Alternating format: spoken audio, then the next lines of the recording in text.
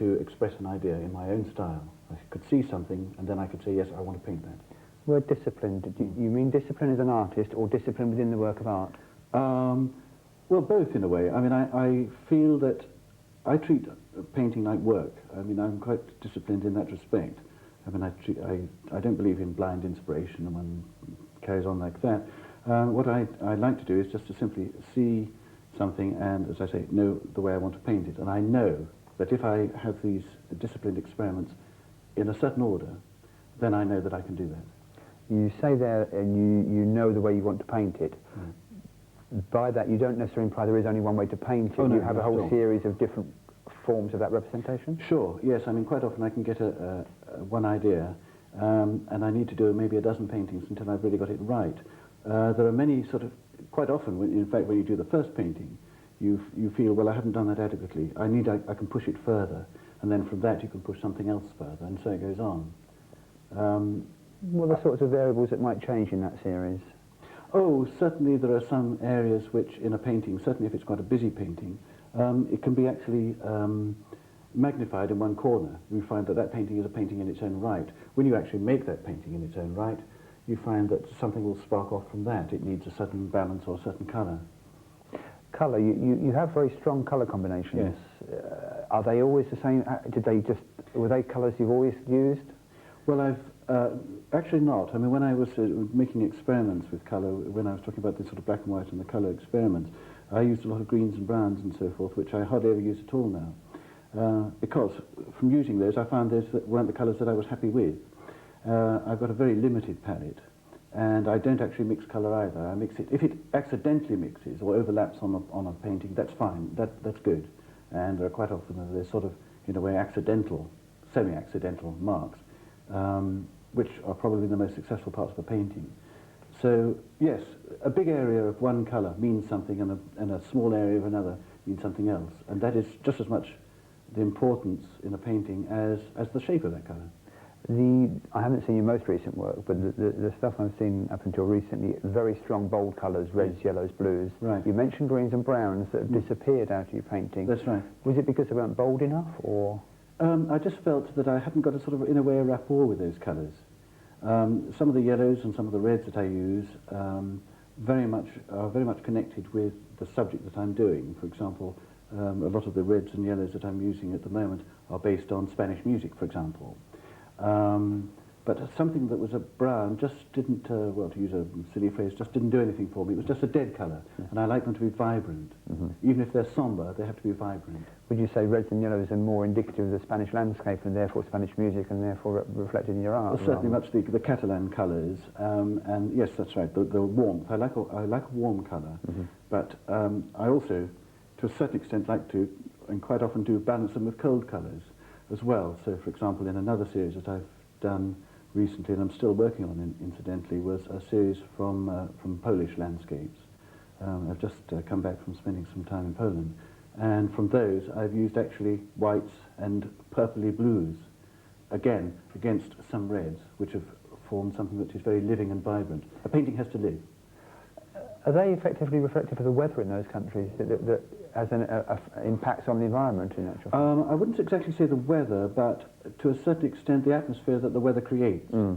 One painting I've done is called Morskie Oko, which was a result of a long walk, a country walk, through snow and through ice, and to arrive halfway at a station near a mountain.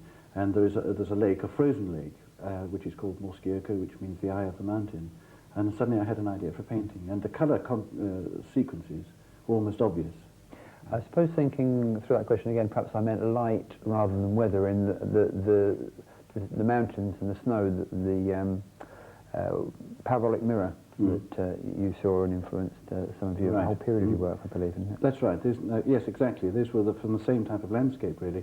Those were the types of painting I did in 1978 from the south of France. Yes, exactly. I mean, that was very much a reflective idea in every sense of the word, which gave me the landscape idea plus the feeling of the landscape. So, of course, the colour combinations were, in a way, almost obvious.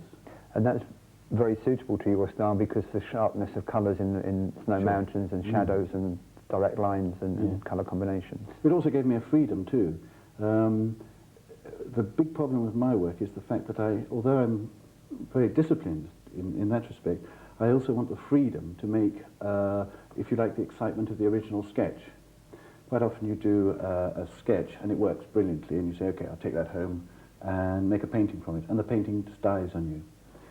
That to my way of thinking, is because it's lost its sort of initial spontaneity, which you do have to have, I think, when being excited about a painting.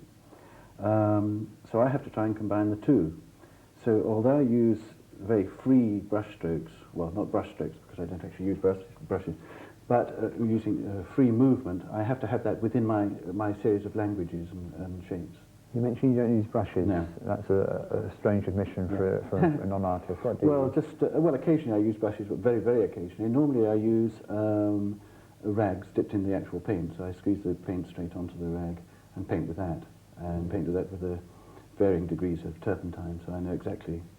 This is the whole point of this discipline, is knowing exactly what the paint will do, and that's how I have that freedom. So the tool gives you more freedom? Oh, very much so. I work on two sizes of paintings. One is 152 by 122 centimetres, and the other is 92 by 122. And the reason I stick to these sizes is that I know what designs will fit onto those boards. Quite a lot of the paintings I do are actually several of these panels linked, but each panel has a statement, if you want to say, in its own right, a statement to me, that is. And do you do any more detailed work rather than with large rags and large circles and large shapes? But within the painting, do you? Yes, and if so, do you Yes, use I do. brushes then, or do you? Well, sometimes I use baby buds dipped in the paint, which I find that then you can actually draw. You can actually draw in paint, so you have once again a freedom, which is what the big problem about painting at all, which I incidentally found very hard work, is the fact that you can be restricted. And in that way it inhibits you, it inhibits your subject.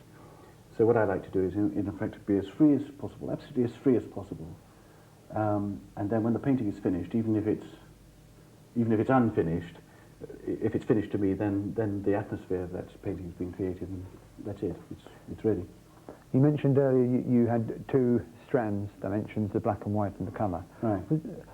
Many people would say, well, black and white sketching precedes a colour representation, which I know not to be the case. But what was it in your case? Well, the whole idea was that, as I said before, I wanted to, in a way, to have not a style exactly, but a way of expressing something. I wasn't really worried about the technique, but I was worried about, in a way, the actual method of transferring an idea from my mind, if you want, to a board. So I experimented for several years using just black and white, which meant that I had to rely on my drawing, if you like. I mean, drawing is extremely important to me. Basic drawing, that is, a traditional drawing. And so I only had to rely on the shapes and the sort of rhythm and the shapes between the shapes, if you like. So it had to have a sort of continuity from one side of the board to the other. Had I added colour at that time, it would have ruined the whole thing. It would have given a balance which I didn't want. I knew that putting a large red shape or a large green shape would do something, but that would change the balance, and I didn't want that. You mentioned drawing there, and yet now, would you say you don't do any drawing at all? Not really, no, I don't. No. Drawing implies a kind of occasionally, but detail and a fineness and a control that perhaps, well, my control's wrong. You can still have control at that level. Well, yes, I mean, I believe, again for myself, I believe in traditional drawing. At art college, one spent several hours a week traditionally drawing life drawing, still life and studio work. And I think actually that's, to me anyway, that's really grammar of abstract work. Has been for me. So you have grammar. Grammar implies language, language implies communication. What are you trying to tell me in your paintings? What am I trying to tell you? Well, in a way, I have to admit, I think painters really paint for themselves. I certainly do. I don't mean that in a selfish way, although it is a selfish remark to a certain extent.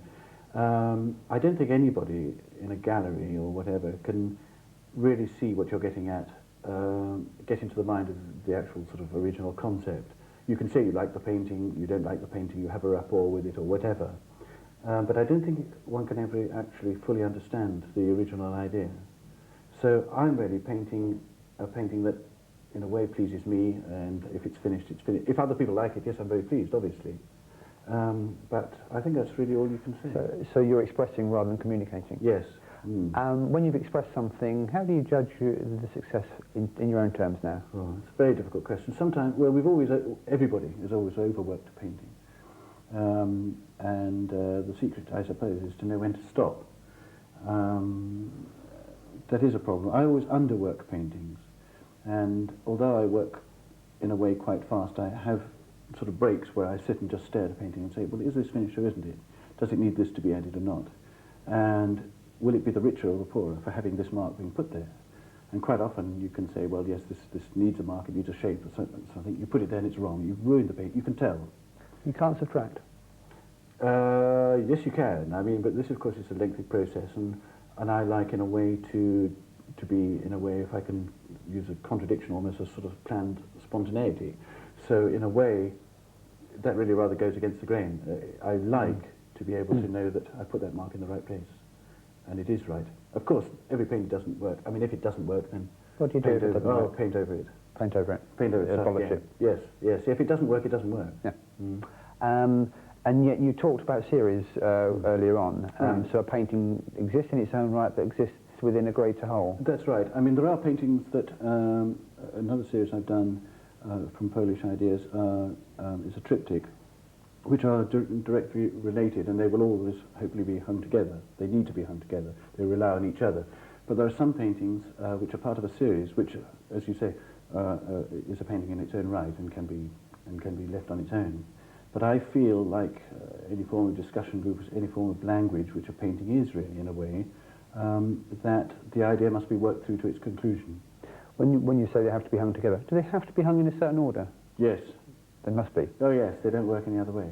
Yes, is that because, for me looking at them, I need to see the progression through them, or because they make a complete tapestry?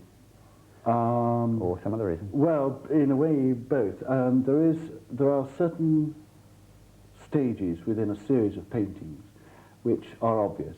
I mean, my paintings are quite obvious. They're quite bold objects within the paintings, and you can tell quite obviously how they progress. With a triptych, of course, they have also to be related in a certain way. But having said that, with a series of paintings, you could take one out, and it should stand up on its own. Your paintings are quite large, aren't they? Well, yes, they're made up of panels. As I said earlier, they're made up of panels of either 92 by 122 centimetres. Does that mean that they have to be large? You obviously prefer them to be large, but could you express yourselves in a miniature? Well, I do to a certain extent as a rough sort of kick-off. I do a lot of poster paint sketches, which are not the painting itself. They're things in their own right, but they're in a way like a sort of mid-stage between the idea and just to get a rough idea what the paintings will look like. I was telling you about this triptych that I did from Poland. They're mostly blue with just one or two black, white and red marks on them. Now I had to find out if those black, white and red marks are going to look right, even if on the finished painting they're going to be slightly different. I wanted to know actually if that combination looked right. I did in my mind, but would it look right in the sketch? So if when I put these three pieces of paper together in the studio, the answer is they did, and that's how I came to do it. If you had a series of three and the third one didn't work, keep changing it until will you keep changing it, try and recreate it, or do you ever accept that you can't achieve can transfer what's up there? No, I know when it'll work. It's just getting it right.